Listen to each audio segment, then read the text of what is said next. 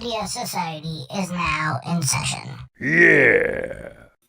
The Bad Idea Society is in session. What's up, Moose? Oh, man. What a crazy last couple of weeks, man. Yeah. Just crazy. What's been crazy?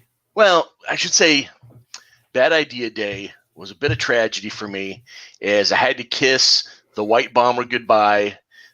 The 2005 Honda Civic finally gave up the ghost. It is no more. The radiator blew on it. Cost me $600. Cost me the price of the pin to get home. It kind of sucked. Oh, goodness, man. Yeah. So that was kind of ruined my whole week, and was, in the front of my brain. I can't even say it was in the back of my brain. It was in the front of my brain all weekend long, fuming over the $600 I had to spend just to get home. I was mad at the car, mad at myself. I wanted to find a way to drive that thing in the ditch and leave it there, honestly. But the only saving grace I can say is that I was on the return trip, and I had burnt at least better than half my tank of gas. I filled it up and had gone through half of it. So there's nothing more frustrating, at least in my mind, than putting fuel in your car and then it breaking down for the very last time and you got a full tank. You know what? I used to have That's the worst. thing. Yeah. I used to have a thing where I felt like that was like fill up the tank, your car was going to break down. Yep. But since then upgraded the car a little bit. So, but that thing was old trusty for a long time. It was. For as much as it cost you, it saved you a ton, huh? Yeah. Oh yeah. It was a Honda Civic. Yeah. I mean, those things are going to last forever. Yeah. But it was one of those things where I guess it's been since the beginning of COVID. I said I'm not putting another dime into this thing. Maybe an oil change every now and again, but zero maintenance. And I knew it just, you had that feeling. It was time. Couldn't have picked a worse time, because all the chips are out. Car dealerships are short on cars. Just all kinds of things. Couldn't have picked a worse time to do it, especially when you're out and about. But too bad you didn't do that, because you could have spent another $500 buying yourself a Sleigh Bells button that's on eBay already. I saw that. Yeah, I went looking for it, and it's not there. Oh, so I'm sure as soon as it was going to be there. Yeah, I knew as soon as somebody had posted it up, nobody's going to buy that for $500. Not yet. No reason to. Sleigh Bells a lot. Yeah, that's almost, you almost want to do it to see who it came from. Yeah, exactly. Right. My store, they showed that they had them, but they were like, we're not doing that. We don't want to lose our, store, but it's interesting. I mean, because the buttons, I think Brian Wells was on the last month, and he had alluded to thinking about a couple different conspiracy theories surrounding the button. Yeah, and there has been more on the fan site, which I thought it's been fun to and I said, I wanted to chip in, and I said that for the tanker's number one pin, you're going to get your own dyno carcass full of bullet holes. They're going to ship it to you, and you're going to have a rotting dyno corpse. So, yeah, I think that's value in and of itself. And now, if it's fresh, I mean, you can live like the Flintstones for a long time, which would be nice, right? Yeah. But while that they did that, so that they put them out right away. So there's going to be Sleigh Bells. At first, we thought there was only going to be buttons for about 4 or 5 of the books, and now it looks like it's every book. So Whalesville pins, all of it. So yeah, I was surprised to see Whalesville. No lie, I was even saying, it's a one shot. Yeah, it's 72 pages, but it's a one shot. Hey Scott, how you doing? But yeah, I thought for certain it's going to be a one shot. It's going to be done and over. Same with Sleigh Bells, but maybe they looked at it differently. Maybe they looked at what fans thought was going to be exciting books, and they went that route. I mean, we still have books to go that haven't even been mentioned yet. Yep. Well, and we do know that Whalesville sold out at the distributor level. So you might be able to still get it at some of your comic book stores, but the way it printed and the way everything came out, it might not be reprinted. I was reading, at least at this form or this format is what it said, possibly not being reprinted at this format. So I thought that was good for sales. It's showing a lot to do with sales. I know there hasn't been, outside of Eniac 1, there hasn't been another book that had a not first print done yet. Right. Yeah. Well, and I think they've caught on, and I think they've done enough to stay ahead of the curve. And I think even with this one, they probably would have thought about going a non-first print, but just like they've said, it's expensive to do.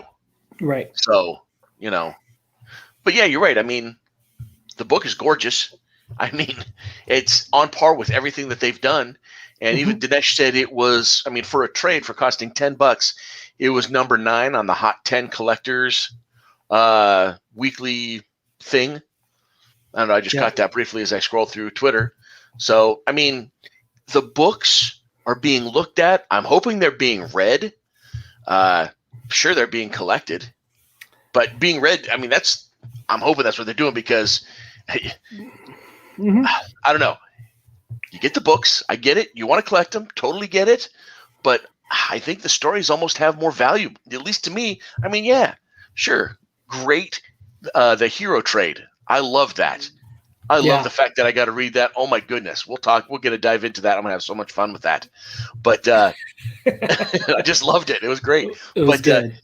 But if you just buy them to collect and stash and you never read them because you want to get the 9.8 or the 10 possibly, I think you're missing out. It's like just half of being a fan. Yeah. Just get it and read it. I mean, that's what the core comes down to. But it is, going off of a little bit of a speculator's market is kind of the bad idea, distribution plan is to work within that speculation market. But the stories are what is classic, right? That is what, Matt Kent, that's what a lot of these guys are all about. Mm-hmm. And they produce some great stories. So I'm going to, give it out to those guys because that's what I'm, the most excited for. Some really, awesome, badass stories. So kind of go from there. And then Scott Bloom basically mentions Megalith, right? Feels like it's going to be the last book of this year. I don't know what it's going to be. I just know it's going to be the book that I am going to really, really, really, really, really be excited about and get. So in 2 days, you're going to be lined up at the comic book store again. Is there going to be a goal? I don't think there's going to be a goal pen for Hank, but it's I've already called my shop and had started bartering and saying, what's the cost? I don't care. Let's do what you can do so that I can pay for it online, so that I can get it shipped that day, so I can do whatever the rules say I want to do, so that because the White Bomber, it broke down. How am I getting? That's a 320-mile round trip. Don't know if I'm going to get there. So it's going to be one of those things where I may have to go and beat up my neighbor and take his car or something. I don't know. I'm gonna figure it out. I'm gonna figure it out. Take the train. I don't think that the train station stops in Portland, which is still about 20 miles to the fact that you stopped to actually think about it was enough. That is great. Oh man. Well, we're the Bad Idea Society. I'm Hoosier. This is Moose. Follow us, hit like, hit subscribe, do all those fun things, and we'll walk you through that real quick in case you forgot.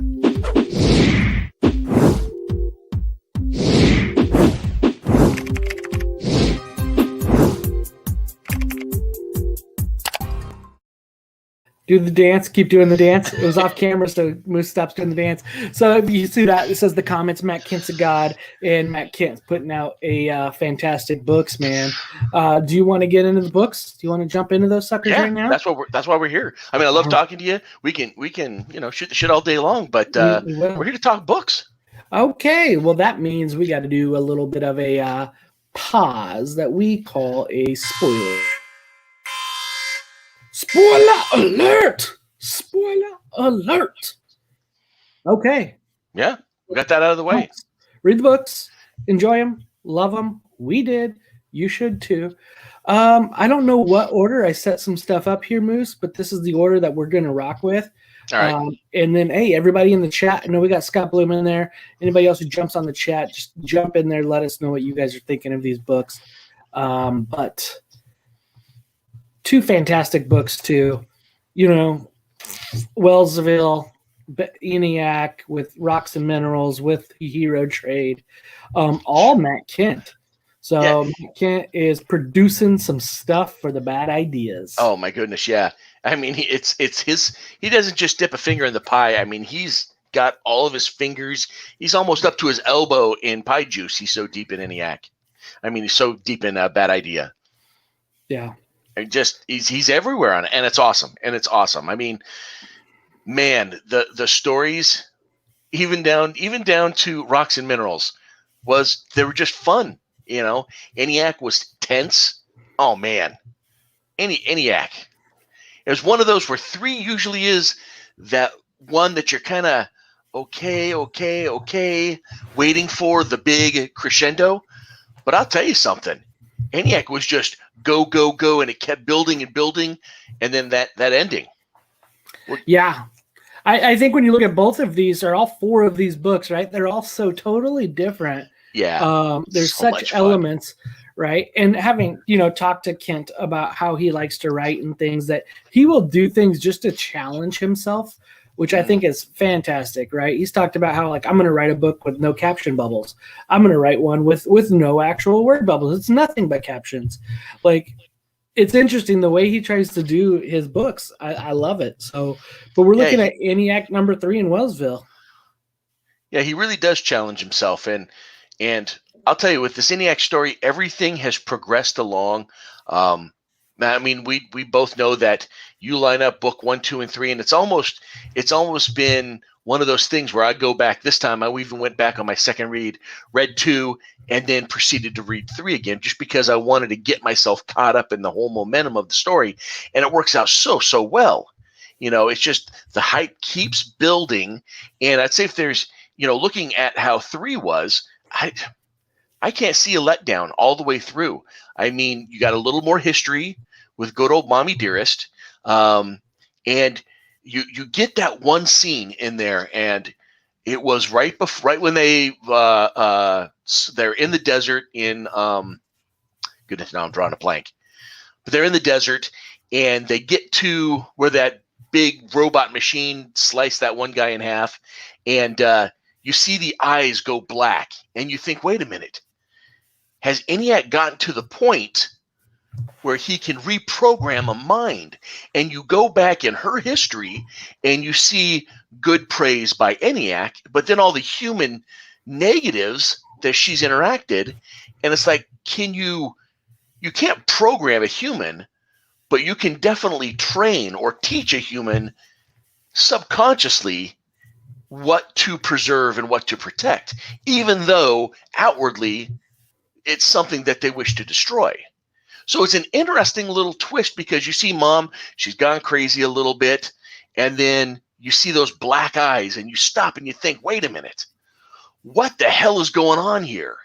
And then almost instantly, that's the last you get of it, and you proceed on for the rest of the book. What did you think about that? I mean, I can't be the only one. So I'm gonna take us back, keep a couple seconds, and I'm gonna give some shout out to the creators. Matt Kent writing, Doug Braithwaite on the artist, Diego Rodriguez on colors, Dave Sharp on letters, Luis LaRosa with Diego Rodriguez on the cover, Tom Mueller on the logo. Again, all the way around. We can't say enough about, fantastic covers of Luis LaRosa. This one, cool perception. We've seen this. I think you have it behind you on your wall. Yeah. Fantastic. With Diego Rodriguez, colors really popping out a lot. So, yes, I really do think that there's human transition programming that can happen on the human brain, right? Right. But so I'm going to think that something's implanted in the mother and the daughter. And the mother was designed to build this box, right? And now that there's this box that's built, and now they get to where they're going, and hey, did Eniac know this was coming all along? This box looked like it was made for this all along. And so I'm thinking Eniac's a step ahead, right? He's been a step ahead. It has been a step ahead the whole time. And so I'm going to say that, I completely understand that the programming that you can do on a human, right? I mean, there's actually a really good book for mental health called The 4 Agreements by a guy named Miguel Ruiz, which is really good book to try to, if you have not necessarily mental health, but trying to cope with everything in your life. And the first part of the book is understanding our pre-programming, understanding that we were taught and domesticated, right? As humans, we are we're animals, and we have been domesticated. We've been passed down beliefs and thoughts like, you're not good enough, or, you are good enough. And those stick with you as long as you as you can grow. And as long as you continue to believe them, they stick with you, right? They're cancer to your body. And I believe that can be learned. I believe that can be pushed in by repetitiveness, right? By repetition of, mom or dad or things telling you you're not good enough.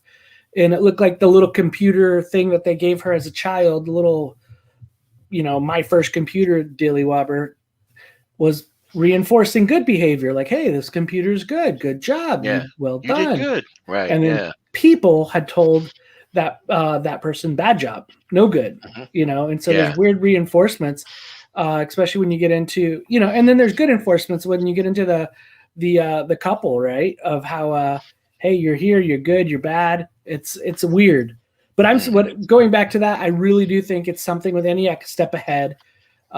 Maybe it's something implanted, even a pacemaker, even something that was like a predisposition child, heart issue, right? There's something there. We're going to find out that there's something there. I believe that there's something there that Eniac has been pressing, right? And then there could be, who knows, maybe it's going to go in and talk about cell phones and the brain waves that cell phones produce and the wavelengths. Because, I mean, there's rumors back in the day that say that carrying your cell phone in your pocket will kind of make your little guys not swim as well. Right. Yeah. Right? I remember that. Those are great rumors. Right. So, maybe it's something within the wavelengths. But all the way, it is a great, fascinating story of seeing this backstory of the mom, and then going back all the way to the Challenger. That Eniac was behind the Challenger explosion, which, a self-propulsion ring that which if I remember correctly, it was a self-propulsion ring that wasn't fitting right or malfunctioned or something like that. I mean, he got down to the nitty-gritty of what happened with the Challenger, but yet totally pointed the finger at Eniac, which was fantastic. Loved it. But I was going to say, on top of that, we left off at 2 thinking that, okay, here we go. Humans have finally got something where they can possibly beat Eniac. And then here we find at the end of 3, nope, sorry, humans. I've been playing this game, I've been playing chess. I'm like 8 moves ahead of you. You don't got a chance. And that's the way they've said Eniac's been the whole time, right? It's wild, right? And what about this, fantastic Doug Braithwaite art to tell the story too? Women got to see their side of the story here. They got to get their show. It's equal opportunity in the skin. Yep. There's so much to this, right? Yeah. It's hard for me to believe that there's only one more issue. I know it's but then I don't know. I keep looking back and I keep thinking about, okay, Dinesh and everything we're coming up. There's got to be a reason Megalith is gonna, finish up this first wave that we have of Bad Idea. Yeah, you're right. It's like it's ending, but what about the rest of these books? We still got so much to go. We still got so much to learn about this universe. It's still so young, and you want 5 and 6 for Eniac because you want to know more. You really want to dig in deeper. And I think when you've got a writer like Matt Kent, he creates those types of things. He does. And with the art being as luscious and as colorful as it is, you see every expression. You're going through everything that the book is trying to get you to go along with. So, yeah, absolutely, fantastic. A great piece to this book. Let's score up Eniac number 3. What do you for give me, it, Moose? the cover is the cover that I was excited to see from the beginning of Bad Idea. I loved this cover. I wanted to know more about it. And I wanted to know from this here, I wanted to know the whole story of Eniac. And we've been getting that. We get this, I don't know what you want to call it. It's not necessarily a futuristic, almost a cross between a futuristic and a ancient computer type of setup. And it's just beautiful. The colors, everything. That's a 5 for me. I was waiting and excited to see this cover. 5 on the cover. The story is building. It's again.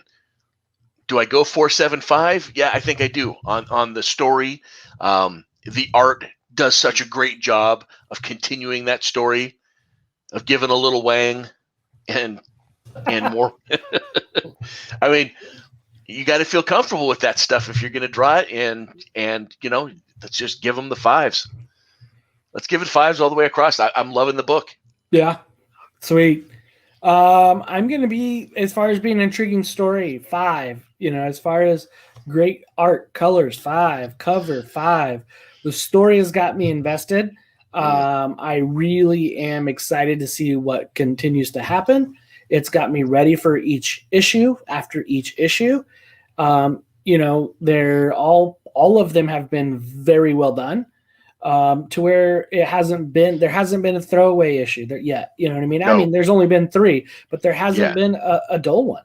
It's all been very, edge of your seat, writing, edge of your seat,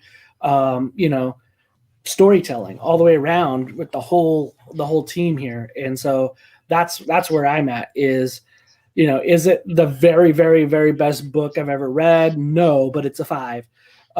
It's maximizing this medium. So, I mean, if you're going not the very, very, very best, and that's the only one that could be a 5, it's a 4.99. It's really that good. So I like it. I like all the storytelling, and it's what I signed up for when I said, give me all the Bad Idea books at my Bad Idea Comics store. Exactly. So. Now we get to the book that really kicked it all off. That's what we get to talk about next. Finally, how many months are we? Yeah, how many months are we in, and we finally get to talk about the very first book, the hit that kind of came out, and the story that it tells. It's a short story, just a couple of pages long, but it tells you everything that you need to know about the hero trade. Yep. And so I love it. Lappin. So yes. Did you get to read the very first hero trade? No, I didn't. I waited for this. I didn't go out. It was one of those where kick myself now, of course. But I remember the first wave when the hero trade first came out, and I saw it. I'm like, oh, $300, that'll come down, and maybe I'll jump in about $250. I'll wait for it to trickle down, sure. And then I blinked, looked back, and it's up to 1,000. And I'm like, well, there goes my chance. Oh well, I missed. Yeah, I was told I was going to get one sent to me. Yeah. I don't have it. I wish I did. For not to not to resell by any means, but to have to be appreciated on this. Yeah. But ultimately, like, this is just badass. I don't know how well Dave's work would be in color, but I dig his art. It's just all the way around cool. The story is funny. The story is I love these characters. If you look in the bottom right of that on the right page, it's just, you got this book of they're rogue villains, really. Yeah. Like, it's a rogue, it's a rogues gallery there of what really could be. And it's destroying the superhero, right? Is that what Bad Idea is out for? Like, hey, let's just deconstruct superhero comics. Let's deconstruct, what this is. Is that Dan Mintz smoking a cigarette trying to kill Exo? I don't know. But it's phenomenal. I enjoyed it. So Heroes for Sale. So limb by limb. Yeah, and it's fun. You can see that as the heat builds up, that our main character there just kind of maintains his cool. And I thought the whole time that I read this book, I had to try and put myself in the frame of mind of the early excitement that was Bad Idea, but yet you didn't know anything about Bad Idea. And so I tried to put that into perspective as I read this book, and it was really fascinating because you're like, okay, you're digging in, the two times that you hear of the news as time goes by, you sell the arms, you sell the legs, and you don't expect those last 2 pages where the superhero is still somehow alive. And right? he's supposed to be invincible, but yet you've taken the arms, you've taken the legs, and I think you're spot on.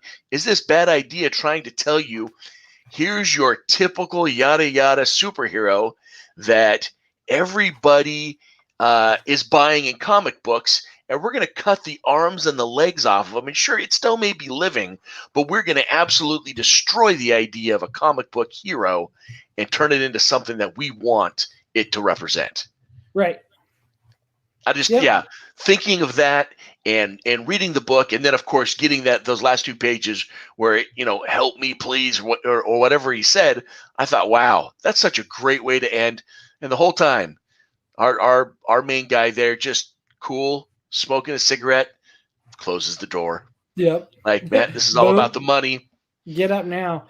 Yeah, and then Scott Blumass is this Bad Ideas version of The Boys. I don't think there's enough there to really say yes or no on that, but I don't think so.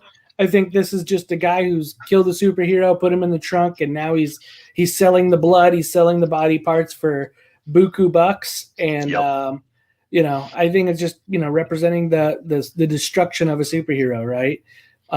And that.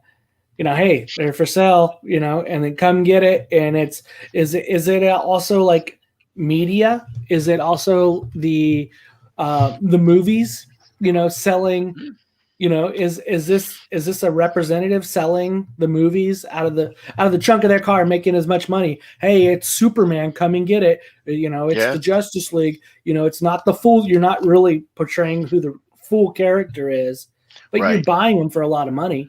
You're buying Batman. You're buying the Bat logo with Twilight as Batman. You know what I mean? It's you're not really getting Batman, but you're getting Batman Light. You're getting a piece of it, right? And I don't know. Like I think there could be a lot of similes built in with this story. This would be one I'd be interested to see. Like really, what was the intent from the back end? I would really. Even if it's off-air private conversation, I would love to hear what's said about that. Yeah. What is this meaning of this? The death of this superhero and tearing the arms and the limbs and the legs off and selling them off. What are you really trying to say? And to me, for this to be the first book, I think it's exactly what they're saying. There's got to be a reason that the hero trade was the first book that they threw out there. And I think that's exactly what it is. They're trying to tell you. Yep. We're going to tear apart this superhero idea that you have lapped up for nearly 100 years now, and we're going to tear it apart, and we're going to create something that's completely messed up. Yeah. Yeah. Very cool. Yeah, I really want to see the hero trade all together. I would love that. I hope that's something that comes out. That would be, God, I would love that. So, and I think the way it's telling it, what it's doing, would be great, and I think people would appreciate it. So, I don't know. With only like 6-8 pages, I don't know if this one's enough to really score up. But I mean, I think it's obvious that we both really enjoyed it. We saw a lot of what we believe Bad Idea is trying to say about this superhero world that we're living in with comic books.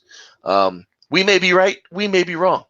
Yeah. Sometimes we read a little bit too much into it and put in more thought. And they're like, that's stupid, but that's interesting that you're thinking something like that. That's an interesting perspective that you alone and all by yourself have. Officially not official. And, but that's what it is. Dig it up for Hero Trade. I'm looking forward to more each time something else comes out here. So, well, then we got the fancy big book, a little bit thicker, pretty much a trade paperback. I mean, pretty much, yeah. Whalesville, got my copy here. So there's one thing I want to kind of show people, and I've been told that it was an error all the way around, that every book got the error, was the glossed over K under Kent. Right. So you probably, I don't know if you can see it here, but the K has got like a square around it. That's right on that gloss, right? Mm-hmm. And I was told it meant nothing really, but what I did on my own research on this is, I mean, when you have the book Rocks and Minerals, right? My brain went to the periodic table of elements. Yes, I caught this. Right, and then K, a square K, is potassium. And many rocks, many minerals, granite, you name it, salt, like a bunch of rocks consist of potassium. Mm-hmm. Right. And so I was like, oh, I mean, even if it's nothing, I don't know. I guess I, again, added dots, put more into something than what's probably there. But to me, I could explain that away. It's a square K for potassium, and rocks and minerals. Rocks have a lot of potassium in them. So there you go. Yeah, I get it. Yeah, that makes sense to me. That makes sense. Yeah. So, yeah. There's my explanation. But on this one, give creator call Matt Kent again, writing everything. On this first book, Whalesville, Adam Polina and Matt Hollingsworth. And then on the Rocks and Mineral, we have Tony Millionaire and Jim Campbell. But we're going to spoil again. We already did the gong, so you're not getting spoiler alerted. You already were told. Man, what do you think of Whalesville? It's not a book that, super tense. I don't think this is, my feel. It's not my style of book. It was a great story. It was one that I didn't feel that I got amped up to read, but it's one of those where I sat back and I almost wanted to say, all right, when I have a grandchild, I'm going to read this as a bedtime story, because I saw what could have very well been themes of child storytelling.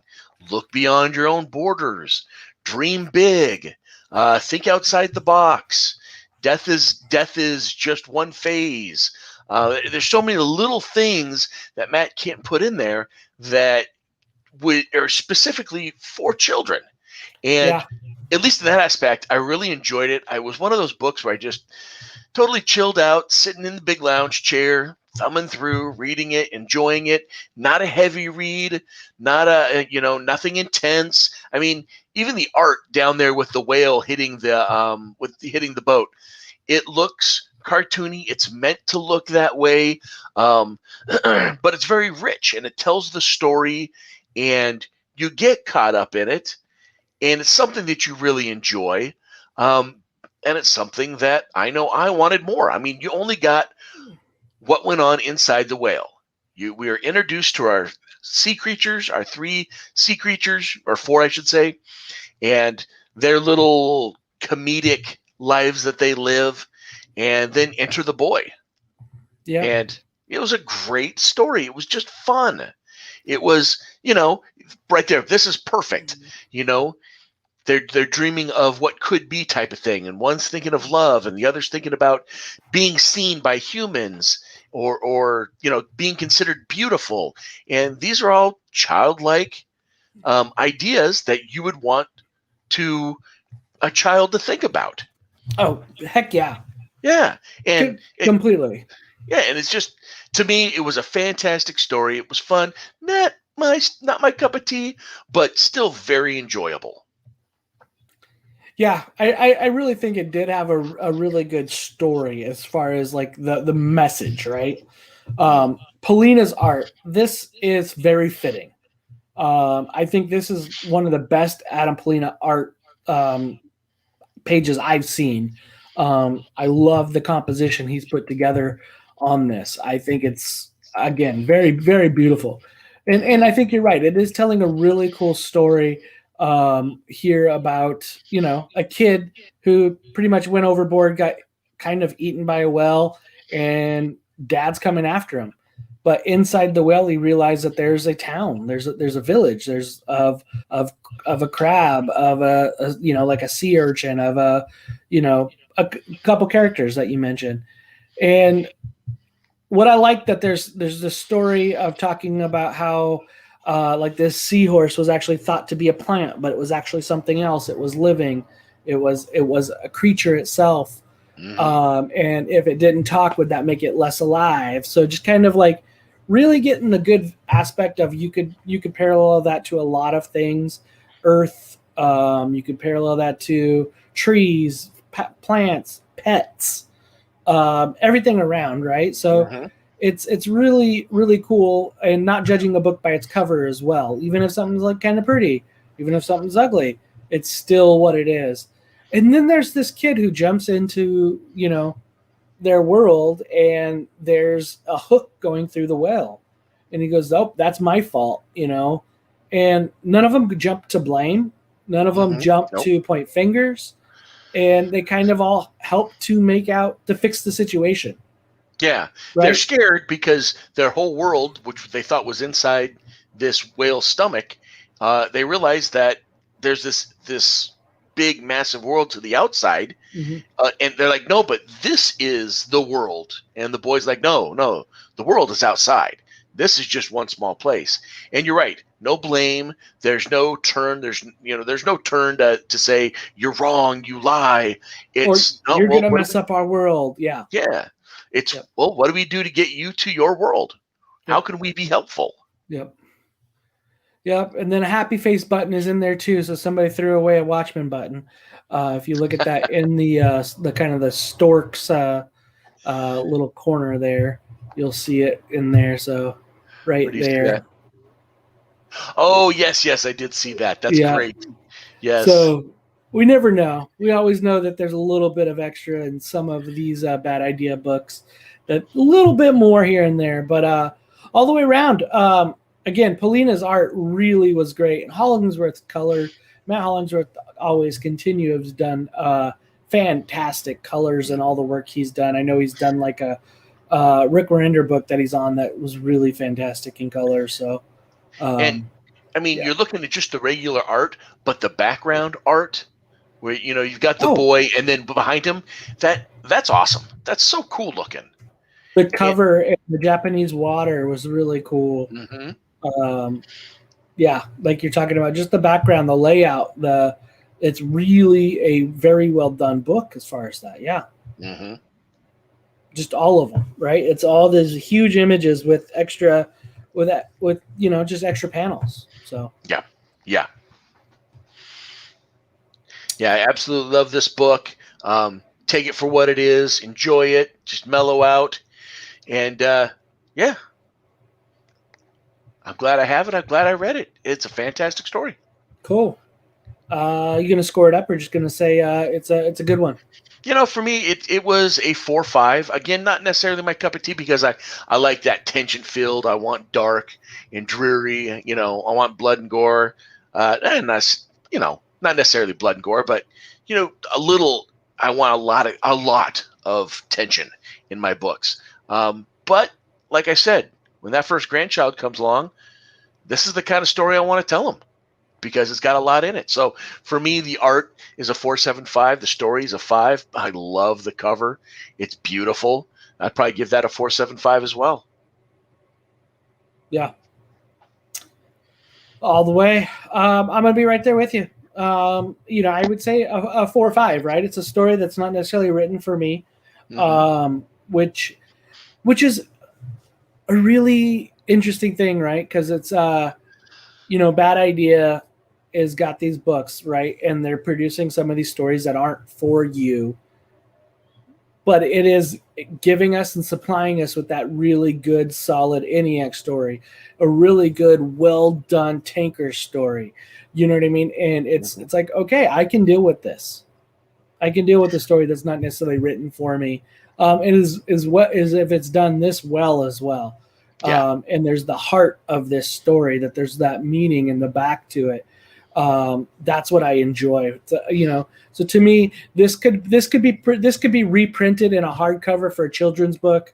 And it would be a New York best-selling kids book. I dig it. So that way, all the way around, like, I actually hope they do something like that. I think that would be great. Produce it into that, put it out as a children's book, hardcover kids book. It would do well. Yeah. It'd be a great little quick animated show, right? Mm-hmm. So yeah, all the way around, solid. But this book was about half and half. This wasn't the other ones where it's 3/4 or more a story and then a little bit on the next. So it also got on there with Rocks and Minerals was your next one. Matt Kent, Tony Millionaire, Jim Campbell. And another good story about, just being who you are, not worrying about everything else and helping out the stranger. Yeah, helping out the stranger. Yeah, sometimes having to buck the rules, You have to kind of make your own way. I found this book to be kind of a little kooky, a little goofy, and just a little odd, a little bizarre. Yeah. It was interesting, but you just kind of read it for what it was. And you're like, okay, this is absolutely crazy. But again, this is the kind of story that you could put together, bind, and sell to kids. You totally could. And they would get it. They'd enjoy it and love it for everything that it is. They'd love the fact that the tin cans are getting eaten by the kind of what you consider to be kind of a junk rock. Just your common everyday rock. But yet he's eating all the tin cans. Yep. Well, and just the mistaken identity of a freaking of a turtle is a rock. No, it's a turtle, right? And they don't want to let him walk. They want to do whatever they can to get him where he's supposed to go. And again, realizing there's a whole nother world. There's more out there than what they were left to believe. And it's I don't know. It was another cute story. Again, was it for me? Not really. But paired with Whalesville, I think it was a solid combo of a story to go together. I thought this one to be a little goofier, a little more, not nearly as serious. At least with Whalesville, the boys trying to get out and get to the real world in the stomach. You could see that totally different. This one kind of reminded me just a little bit of Saturday morning cartoons. Yeah, just not too serious. Maybe get a chuckle out of it and enjoy it for exactly what it is.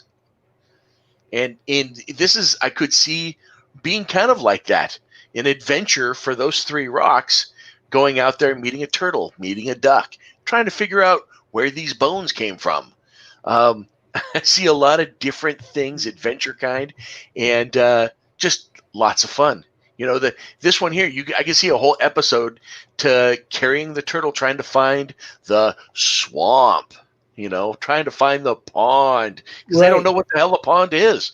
Right.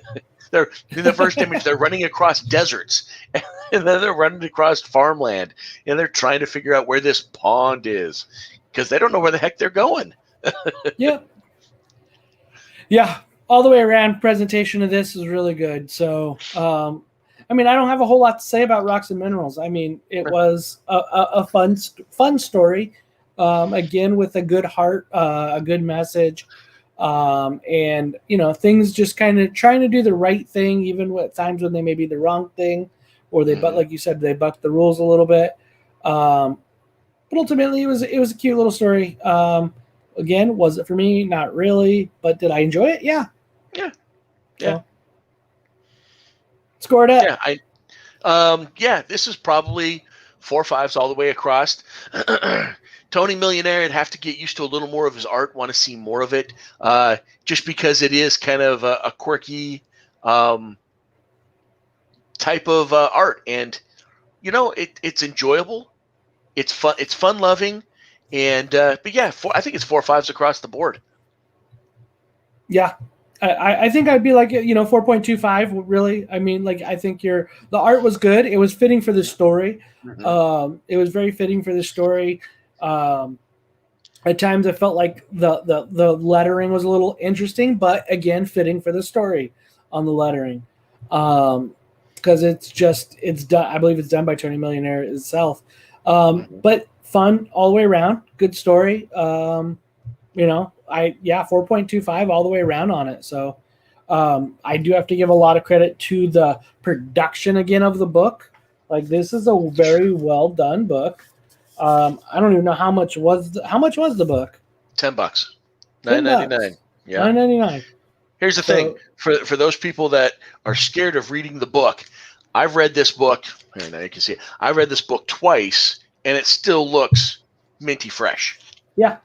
No creases, no cracks. It looks like it just came off the shelf. I've read it twice. I mean, read the stories, people. Yeah, read the stories. Get in there. The buttons are fun. All those other things, that stuff's fun. The collecting idea and selling it for more money, sure, that's fun. But read the stories, because you're missing out if you're just doing nothing but collecting. And really, these become books, a fan. If these books don't necessarily come of something like story-wise, they're not going to be worth shit anyway. Right. Yeah. Right? Like, if what's in it is nothing but garbage, it's not really going to help you. Yeah. I mean, there's already talk about this being some type of continuity-based whole universe tied together. We've seen little things that kind of tie in especially with the Hero Trade books. I can't see Whalesville necessarily doing that, but with that being said, I could still see it being some type of Saturday morning cartoon or some type of anime with Whalesville. I could totally see Whalesville being something anime-like, and Rocks and Minerals being an adventure story on Nickelodeon or something. I could totally see that. It would make complete sense. Yep. Yeah. It is cute. It's a very cute story. Just such a great picture. It's up there. I think all the way around. I think it was a good story. Recapping, I dug Eniac. I dug that story. I'm digging it. When it comes to something like that, it's kind of going to have some history involved with it, a little bit of push. When you get like a guy like Warren and Matt together, it's going to have so many tie-ins with some awesome concept and ideas. So that was something I was, extremely looking forward to. And then something else I'm looking forward to is next month. And oh my God, both of those covers. Yeah. Both of those covers. Oh my so cool. God. Like that Tyrannosaurus Rex going on the tanker, and then just looking at that image of Eniac is just, I don't know. I dig it. I don't know. So Eniac wraps up next month. Is that right? When am I thinking is the lot? Is that July? I thought it was June. Believe it's the July. Yeah. I believe. I guess if these are the next two. No. Yeah, the next month in June. Yes, this right here is June. Right, and number 4 of Eniac, number 4, and Taker's number 2, and then July is going to be the lot and Sleigh Bells. Oh, they're doing because Tinker's every other month. Okay. So Tinker's is every other month. So I guess that fits in. So the last 2 buttons are all coming out on one day. Yeah, that's those craziness. are going to be one day. Yep. That's craziness. Wow. So you're going to get 2 at once. Oh goodness. All right. All right, camping out time. So yeah, got to bring home. Bring it home. I mean, I got 2 more spots right there. Yep, and then tomorrow I'm gonna have to get up and go get Hank Howard. Or Wednesday, get up and get Hank Howard, get that thing ready, and run from it from there. Yeah. That's gonna be some good times there with some. I'm just glad it's not an early morning again, because sometimes those 3 a.m. wake ups, and I'm getting out on the road, and I got 2+ hours to drive to get out there. It's tiring, man. It gets old after a while, because I lose my radio station, and I'm like, well, it's a 2005 Honda Civic. It doesn't have all these. When I run out of radio stations, that's it. It's me and the road. The ROAD.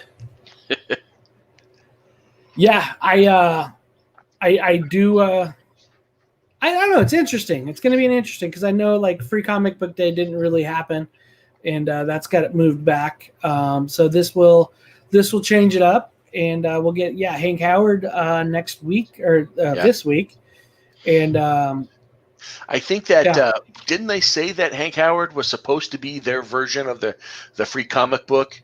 They sent it to him for free, but they have 24 hours to sell $1 a piece on those prices, and it's basically 100% profit for the comic store. But then they got to turn around and get rid of them that very next day. Can't sell any more after that first day. So interesting. All the things they're doing, the hoops, man, the hoops, yeah.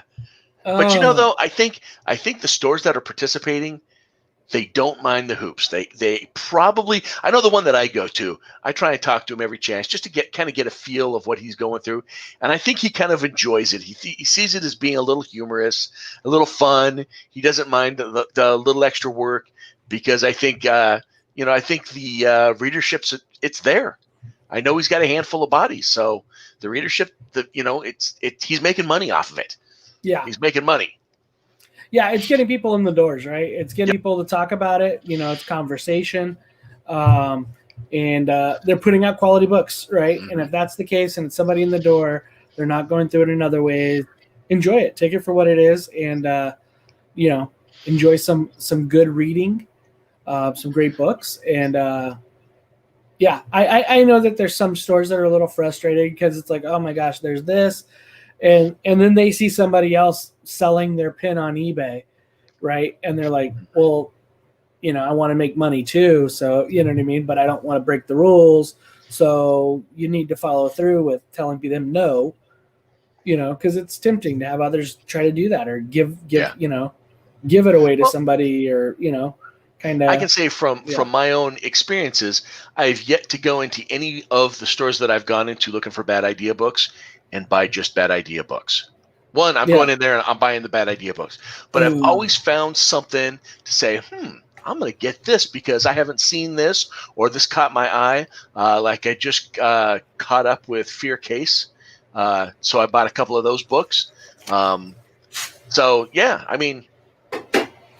spend that money. Let me show you what I bought when I went to go get my bad idea books. Barry Windsor Smith Monster. Oh, yeah. I've heard a lot about that. Boom. Yeah? Good stuff? So, dude, Barry Windsor Smith. So, come on. Yeah. Yeah. Beautiful, man. Looks like it's all black and white? It's all black and white. Nice. Yeah. Barry Windsor Smith. So this is something that I picked up.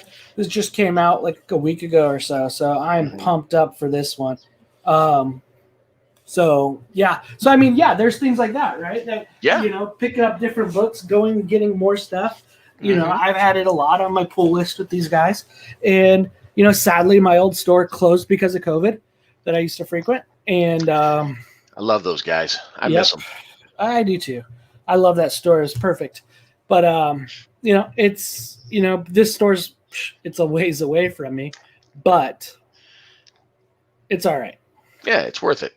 It's worth it to get in there, get these bad idea books, spend a little extra money. It's a win-win. Yep. But so I'm hoping for that a little bit more. And we're going to have be reviewing a couple good books in a week. Man, I can't wait for this ending. Can't wait for it. Yeah. Sad our guest that we had today didn't join us. They were supposed to be here. I don't know what happened. I hope they're well. But we'll get somebody else on again with us. Yeah. That's kind of what we want to do. And then maybe we'll have that person try to get that person on again. We'll go from there, though. All the way around. Make sure you like it. Make sure you're subscribing. And let's talk about it. Get it in the chats. Tell us what you're thinking of Eniac. Tell us what you thought of all of the other books. Whalesville. Do you think there is more with the hero trade? Do you think that there is... What are they trying to say? There's a whole story there. There's a reason they put it in there. Superhero, yeah. There's a whole story there, and really, it's going to be tough because I do want to go back just for the hero trade and read all those stories to try and figure out what the heck is going on. There's more there. There's absolutely more there. Yeah. There has to be more there. Mm-hmm. And so, yeah, I want to see if anybody else just thinks that we're overlooking it or that's really what it is. So kind of let us know. I think it'd be good. So hit us up. Let's chat. Yep. Comment below, whatnot. Everybody, thanks for jumping on. I know we had Scott active in the chat. Appreciate that, Scott. Anybody else, make sure you're jumping in the chat as we go in future episodes. And yeah, that's it. Go join Bad Idea fan page on Facebook and follow Bad Idea. Get ready for the next books. Absolutely. Y'all have a nice day.